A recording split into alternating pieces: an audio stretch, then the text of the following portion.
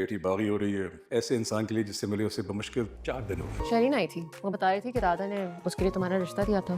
وہ خود سے شادی کیسے کر سکتی ہے؟ چند ملاقاتوں میں میں اسے رشتے کا کہتی اور تم نے دادا کو کہا تھا یہ سب کرنے کے لیے؟ دادا کی خواہش، چند ملاقاتوں میں شادی کا تو سوچ لیا تم نے۔ اور بالفرض اگر وہ مان بھی جاتی تو میں انکار کر دیتی، شرین کے رویے پہ بہت ڈسہارٹن۔ کیونکہ جس کو میں نے کہنا تھا میں نے خود کہہ دیا تھا۔ مرسلین اپنی بیٹی کے رویے کی وجہ سے بہت زیادہ پریشان ہے۔ وہ اپنی بیگم سے کہے گا کہ میری بیٹی خود سر ہوتی جا رہی ہے ایک اس شخص کے لیے جس کو ملے ہوئے ابھی اسے 4 دن نہیں ہوئے۔ میں اس لڑکے کے بارے میں جانتا ہوں، وہ بہت ہی برا انسان ہے، کل کو یہ پچھتائے گی، لیکن یہ میری بات نہیں سن رہی۔ دوسری طرف شرین اپنی حرکتوں سے بالکل بھی باز نہیں آتی۔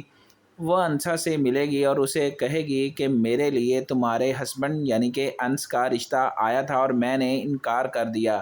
جب انسا یہ بات اپنے ہسبینڈ انس سے پوچھے گی تو وہ کہے گا کہ یہ میری خواہش نہیں تھی بلکہ دادا کی خواہش تھی۔